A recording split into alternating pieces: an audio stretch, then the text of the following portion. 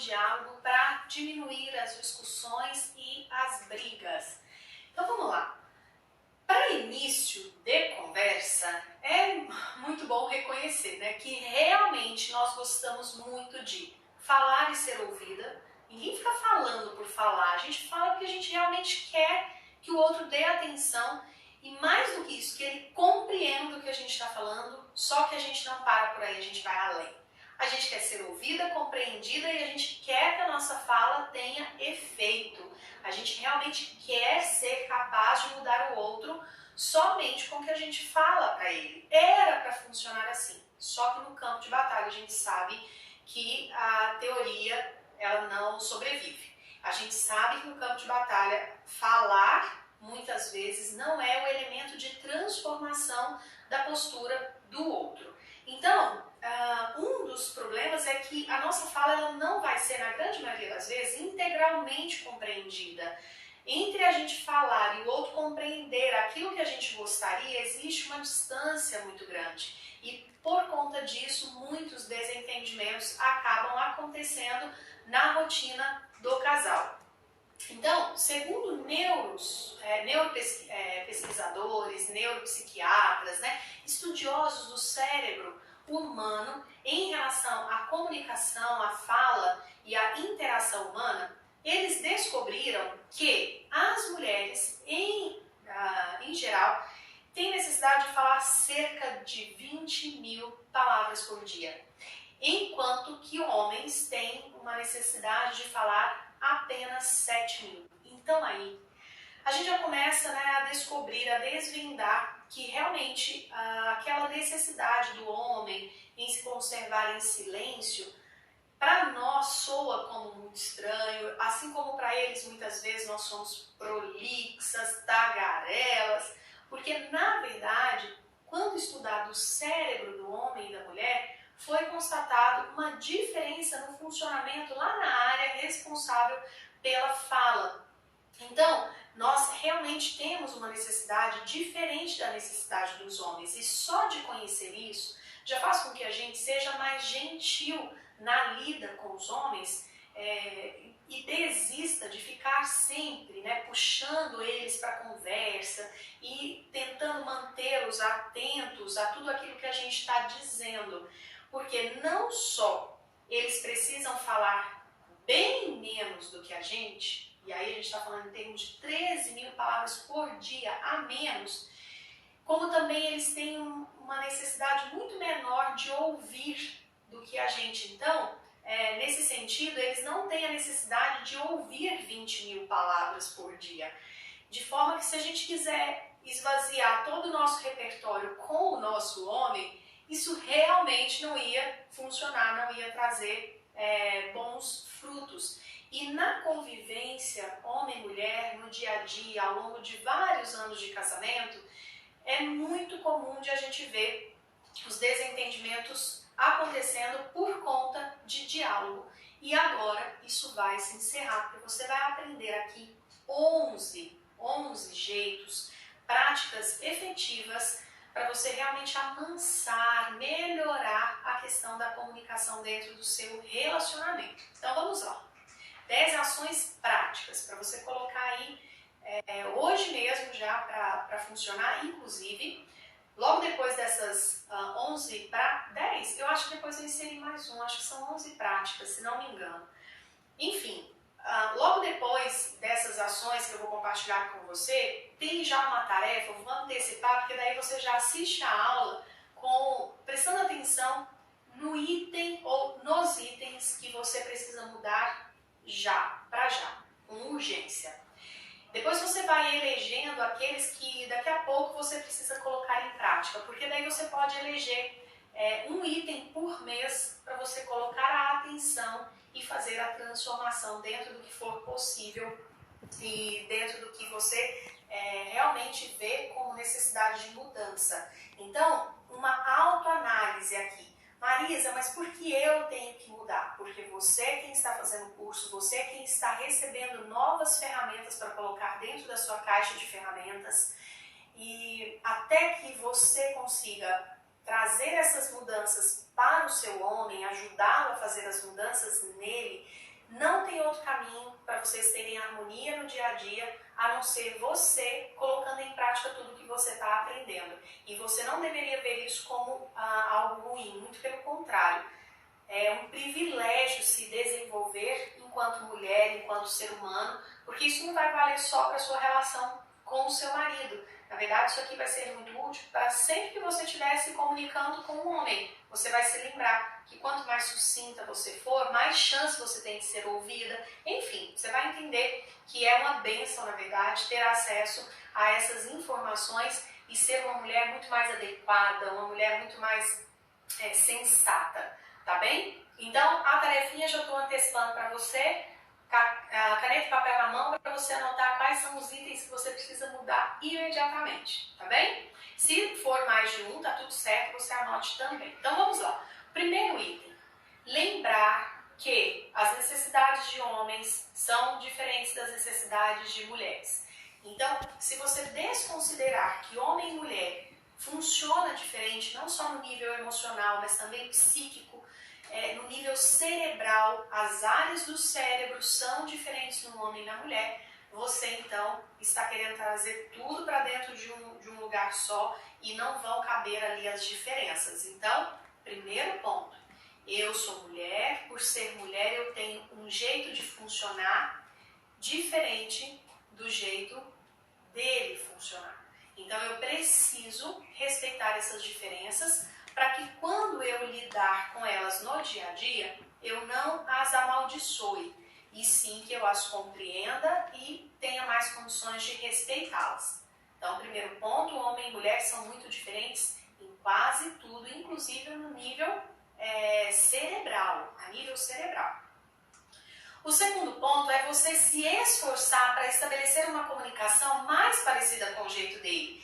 Então, depois do primeiro ponto, que é entender que vocês são diferentes na forma de se comunicar, você procura ter o que a gente chama de alteridade. O que é a alteridade? É a capacidade de entrar no lugar do outro, ter empatia, para que você possa então criar uma vinculação maior, para que você possa ter uma harmonia na hora de lidar com as diferenças. Isso aqui não é para qualquer um, mas você é capaz de fazer isso, está sendo ensinada, e ao colocar em prática você vai ver como isso é valoroso. Então, para facilitar para você, aqui eu vou detalhar o que significa você se esforçar para ter uma comunicação parecida com o que é melhor para o homem. Então você começa encurtando a história. Diferentemente de quando você conversa com uma mulher, onde a mulher gosta de saber os detalhes, geralmente os homens se confundem com os detalhes.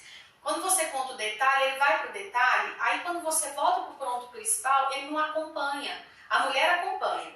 E aí depois que você sai do ponto principal e abre outra janelinha, ela acompanha. O homem não. Ele fica preso às vezes aqui no primeiro detalhe e ele não volta para o ponto principal, de forma que a comunicação perde a efetividade. Então, de verdade, é melhor que você encurte e conte para ele o essencial, omitindo alguns detalhes que são desnecessários. Então, se você quer relatar para ele como foi a conversa com o atendente lá da empresa de telefonia, é melhor você não contar para ele como foi o trajeto, como foi estacionar, quais foram os perrengues que você teve. É melhor você se treinar para chegar para ele e contar, olha, lá na conversa com o atendente, resumidamente, meu amor, aconteceu isso, isso e aquilo. Se você faz isso, você vai ter muito mais a atenção plena do seu homem. E se ele precisar dos detalhes, ele te pergunta. E se ele te perguntar, pois é, mas como foi o caminho até lá? De novo você treina, você lembra, você está se comunicando com um homem. Aí você, diferentemente de como você conversaria com a sua amiga, você encurta e conta como é que foi o percurso até chegar no atendente. Se ele não perguntar, é porque de fato para ele naquele momento é irrelevante, tá bem? Outra coisa importante, fale somente de um assunto por vez. Eles realmente têm dificuldade de abrir mais do que uma janela de comunicação.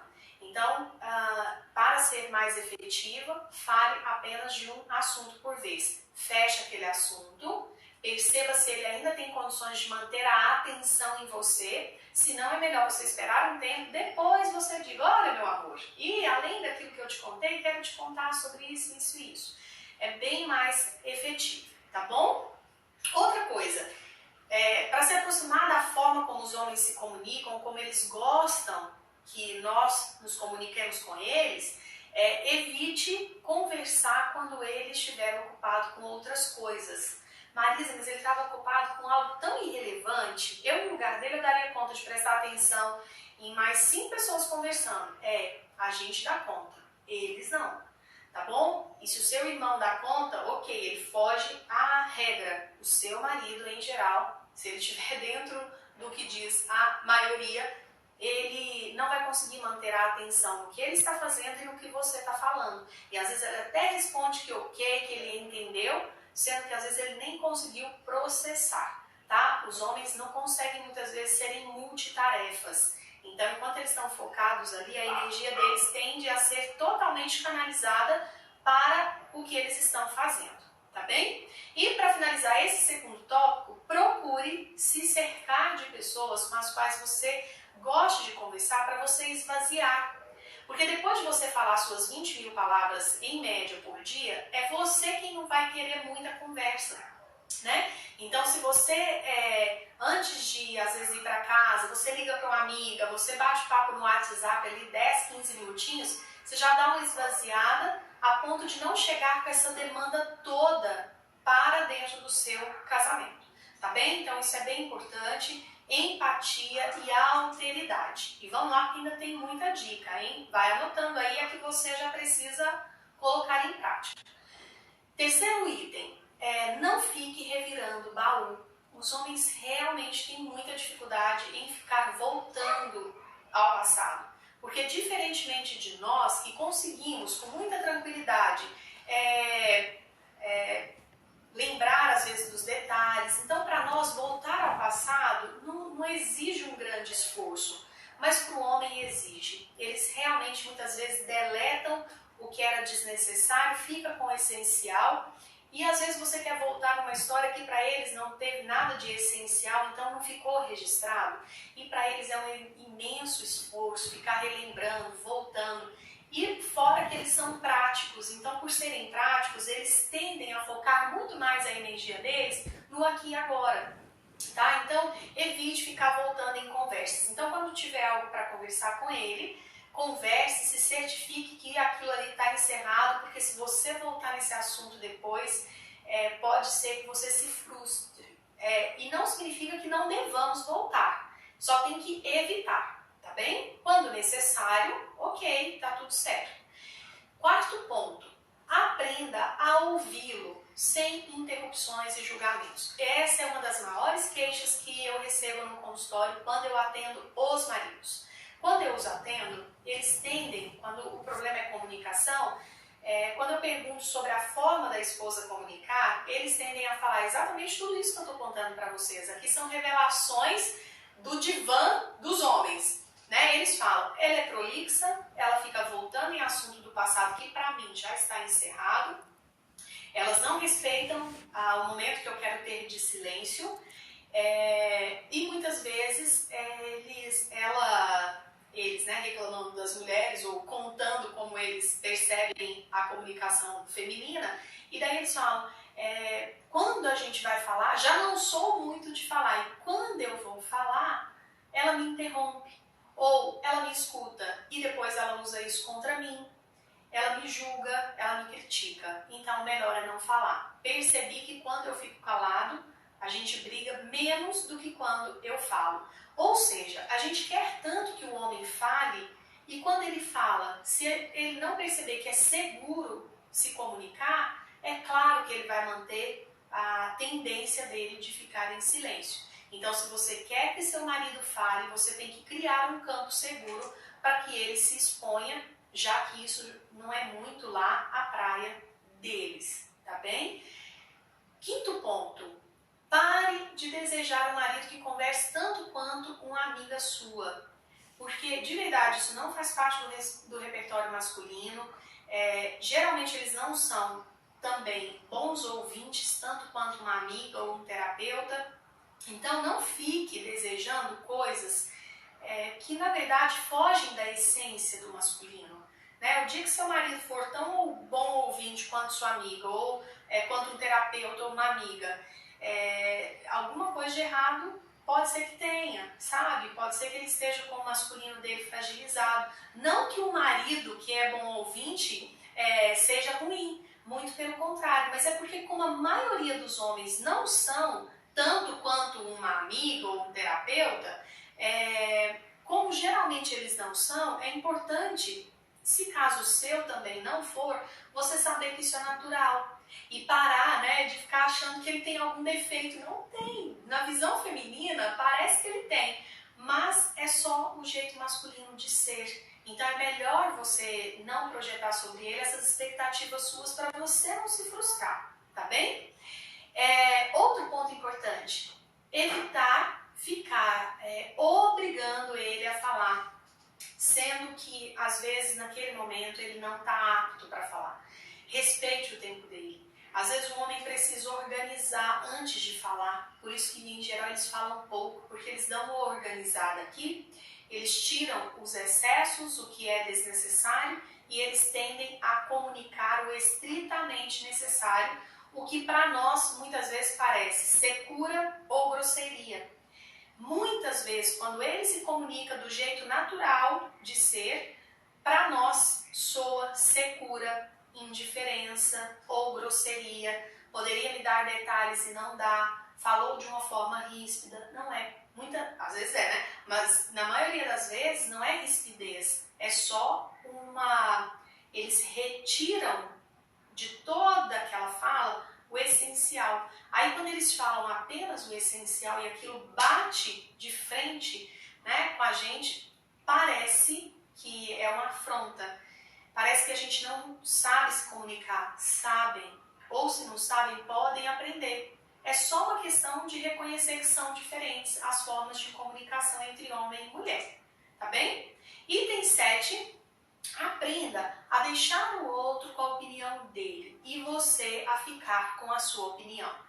Por quê? Primeira coisa, nenhuma opinião é melhor do que a outra. Lembre-se, nós tivemos aqui uma aula onde eu falei que cada um ficar com a sua opinião, mas assim, tentando fazer o outro acreditar que a sua opinião é melhor, é como se ficassem cada um de um lado do rio e afastados. Quando você respeita a opinião do outro e você se coloca de uma forma a ter a sua opinião respeitada, vocês estão promovendo a possibilidade de integração e de harmonia. Porque a ideia é essa, é que eu possa falar minha opinião, que eu consiga ouvir a opinião dele e ser escutada, e se não houver um acordo, que cada um permaneça com a sua opinião, mas sem a necessidade de ficar querendo fazer com que o outro veja que a minha opinião é a verdadeira. Porque isso causa o contrário do que a gente está buscando aqui, porque isso causa afastamento.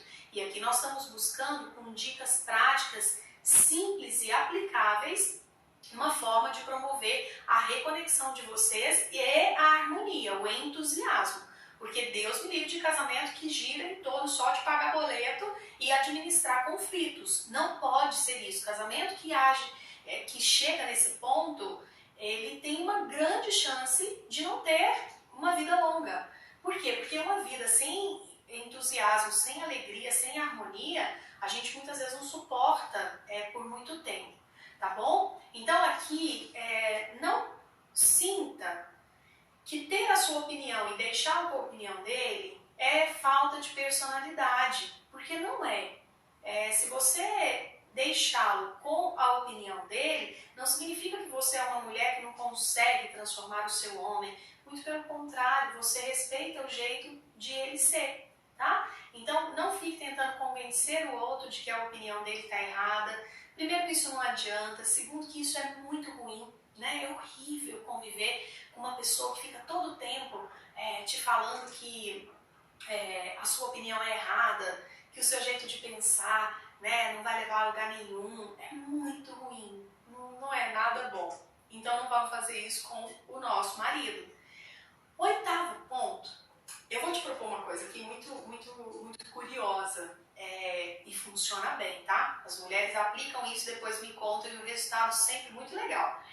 De vez em quando você deve armar uma emboscada, eu pus entre aspas, porque a gente não deve armar emboscada real para os nossos homens, para o nosso homem. O que a gente deve fazer? A gente, aqui nesse caso, a emboscada é 1 hora, você chama ele para uma conversa, só que nessa conversa você não vai falar nada ruim, você não vai falar nada de conta, de problema, de reclamação, você não vai falar mal de ninguém, você simplesmente vai usar aquele momento para falar alguma coisa muito legal, que tenha acontecido no seu dia e que ele possa realmente se alegrar, ou sutilmente usar aquele momento para falar de maneira bem discreta, um elogio a algo que ele tenha feito para você, o resultado positivo de ele ter feito alguma coisa legal para você. Então vamos supor que naquele dia em específico ele levou o seu carro para trocar pneu, trocar o óleo. Ele fez aquelas coisas que a gente sonha com todo homem fazendo para a gente não ter que fazer. Daí o que acontece? Supondo que por conta disso você tenha conseguido atender um cliente a mais, ou você tenha tido tempo para ir fazer as unhas, não sei o que. Você pode chamá-lo para uma conversa, ele já vai vir pensando, eita, lá vem ela, lá vem bronca, lá vem alguma coisa. E de repente você o surpreende com uma conversa leve, com uma conversa onde a moral dele foi elevada. Porque se você faz isso de vez em quando, ele vai quebrando dentro dele a ideia de que sentar com você para conversar é sinônimo de ouvir falar mal dos outros, reclamação sobre dinheiro, contas a pagar, problemas no trabalho, etc, etc, etc.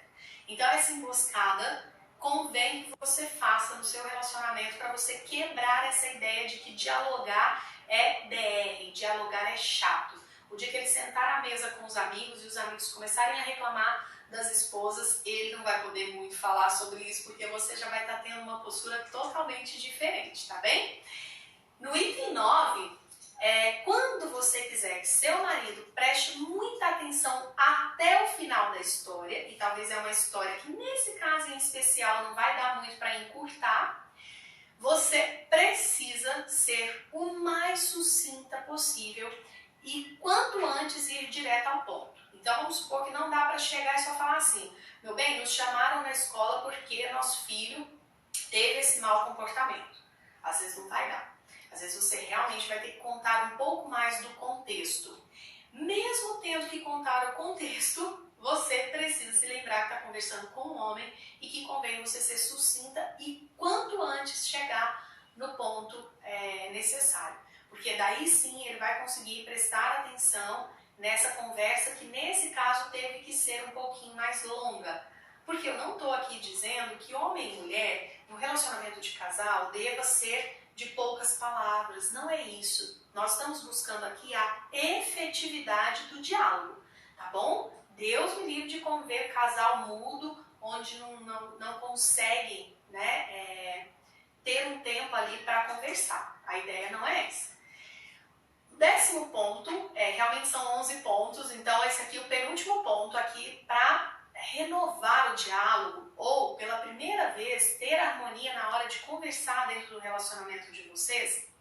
Você precisa aprender a ceder, tem relação com o item 7 que nós falamos, e ceder não significa perder a sua identidade, a sua personalidade, tá? Isso aqui, o ceder que eu falo, não é você se tornar uma mulher submissa que não tem opinião, de jeito nenhum.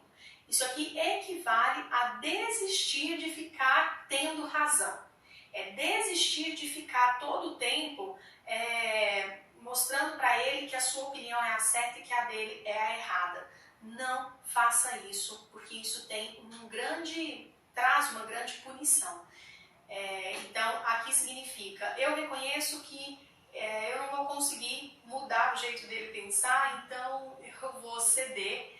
E não aconselho você fazer isso todas as vezes, tá? Preste atenção. Se você cede todas as vezes, aí é o extremo e esse extremo pode levar sim a uma perda da personalidade. Mas se você faz isso de vez em quando, principalmente naquele assunto que você vê que não vai ter acordo, entregar a bandeirinha branca para ter em paz. Tá? Isso nunca foi perda de identidade para ninguém, não vai ser para você também não. E 11, 11º ponto e último ponto, evite alongar as conversas sobre assuntos negativos.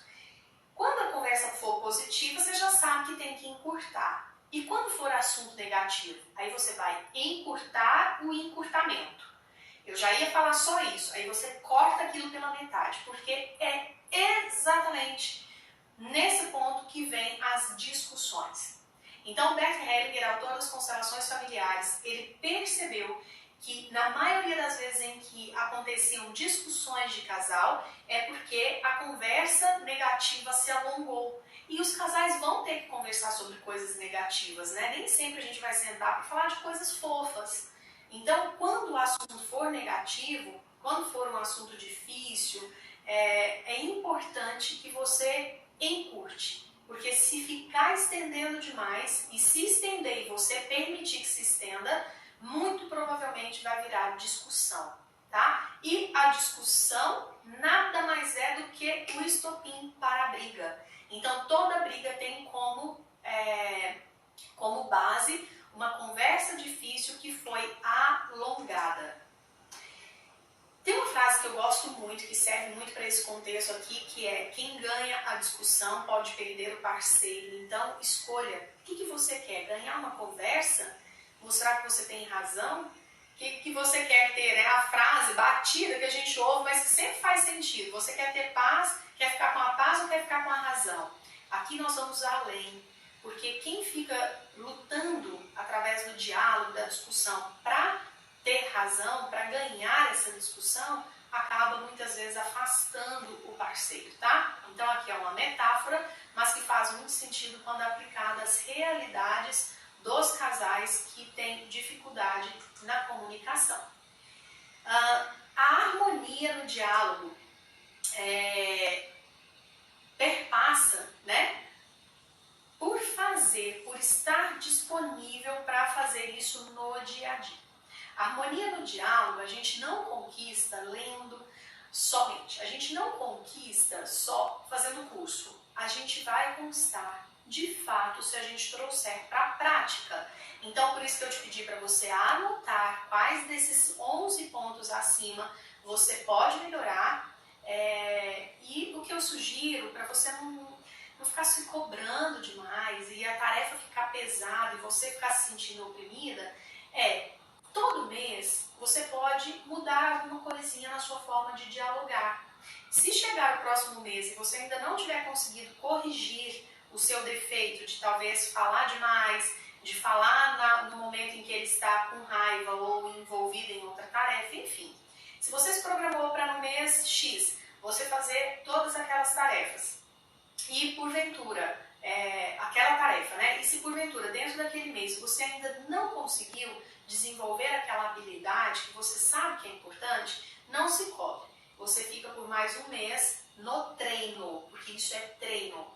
Depois você entra com um novo aprendizado. Agora eu vou aprender que eu não devo falar do passado, ficar revirando o baú, só quando for estritamente necessário. Lá na frente você aprende mais um outro ponto. Ok, agora eu vou aprender a encurtar as conversas. Então, antes de falar para ele, eu vou repassar a conversa mentalmente. Lá na frente, quando isso também já estiver solidificado, você coloca uma nova prática. Agora eu não vou exigir que ele seja tão bom ouvinte quanto um amigo ou uma terapeuta.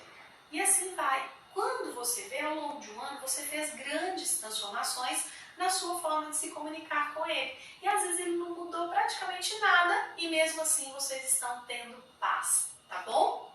E claro, nada impede de você ajudá-lo a ser um bom comunicador e um bom ouvinte, tá?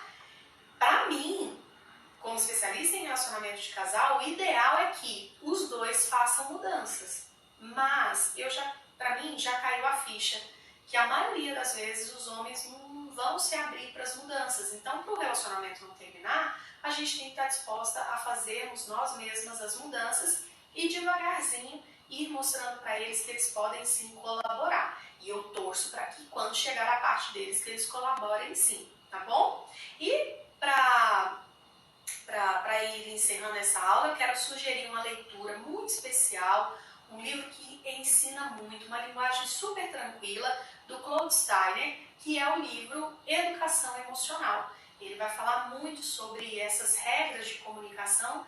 Ele é uma pessoa, né, que no livro ele conta a história dele, que ele era péssimo para se comunicar, muito grosseiro, e como foi que ele fez essa grande reviravolta na vida dele. Então ele compartilha no livro, e tem muita teoria também, passo a passo, para você aprender a lidar com a questão emocional, que está muito presente na comunicação, né? A nossa comunicação ela é carregada de emoção.